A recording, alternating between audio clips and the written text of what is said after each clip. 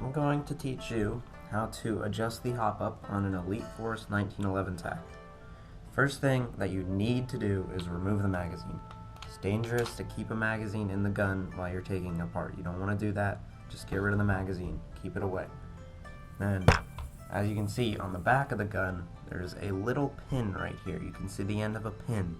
If we flip the gun back over, you can see that there is this slide lock, okay? You want to take the slide about halfway back on the gun, and there's a tiny little notch right there.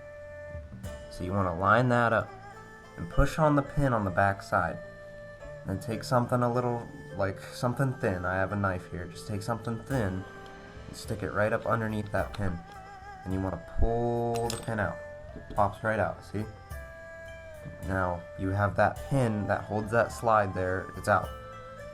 So you want to be careful with this spring. Take this slide and gently pull it forward. Take it all the way off. Now you just have your guts of your gun right now. This is your receiver, don't need that. This is what we want. This is where our hop-up is. Now right here, there's a tiny little wheel, okay? If you can see that wheel there on the hop-up. And on that hop-up, there is a dimple right on that wheel. You can see the dimple. So, this dimple, all the way forward like I have now, means the hop-up is completely disengaged. There's no hop-up on your BBs, you're taking a flat trajectory and an immediate drop. Okay?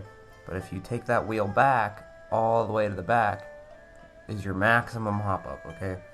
That means that your BBs are going to be flying to the moon as soon as you shoot them. So somewhere there in the middle is what you want. So if you're shooting your pistol at a longer range with a riot shield, then you're going to want your hop-up farther back. But if you rarely use your pistol and you only use it at a field where you can only use it as a really close range weapon, you want your hop-up completely disengaged, which is how I have it because I have really short distance that I can shoot this. But after that, you want to take your receiver,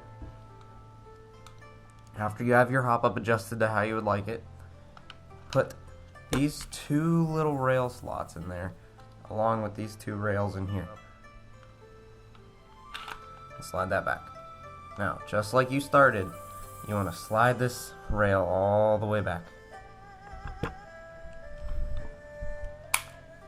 You want to have that hammer forward. Slide that rail all the way back to right where that spot was. That little tiny notch. Not the big notch. That's where your slide is going to stop if you're out of ammo. But you want to stick this pin right back in there. Slide that down into the notch. And then push it forward. Now your receiver is back on your slide. Safety on because you have your hammer up. Right now I have no magazine in, so I'm just going to let that hammer go. And then you can insert your mag right back in.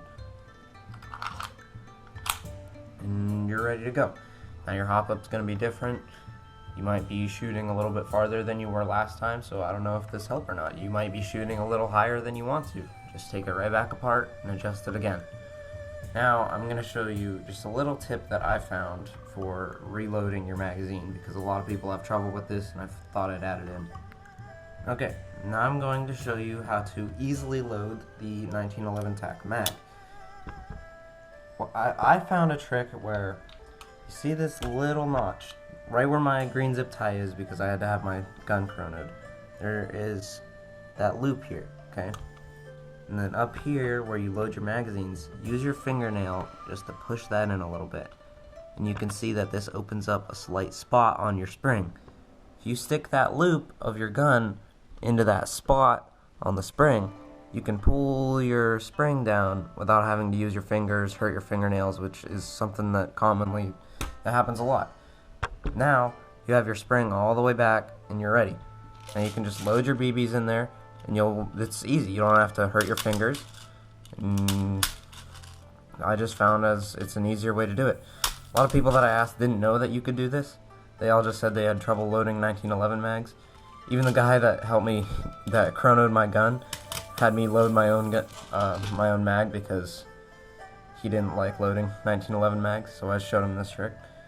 Then you want to just stick your spring right back in there and you're ready to go. Move that zip tie out the way.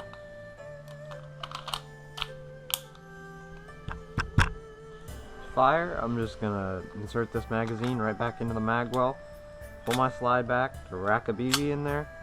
I've got my hammer back, safety on is this lever up, safety off is this lever down. You're ready to shoot. I'm gonna shoot at this metal siding over here. Now at that distance, this pistol works perfectly. You're gonna get accurate shots, consistent, perfect shots every single time at that distance. Well, not mostly every single time. But once you start getting to farther distances, like down there at that yellow archery target, it gets a lot harder to hit your target because you don't have your hop up set to where you want it. As soon as you get your hop up where you want it, you're going to be able to shoot consistently.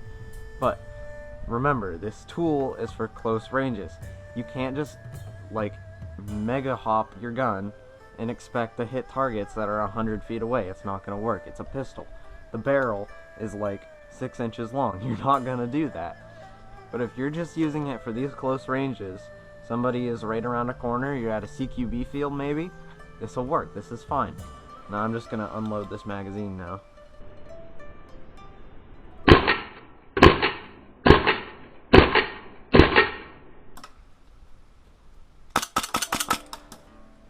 There you go. Now you know I'm out of BBs because this rack, or this slide, stayed right back because I'm out of ammo.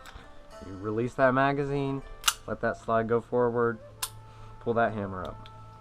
There you go.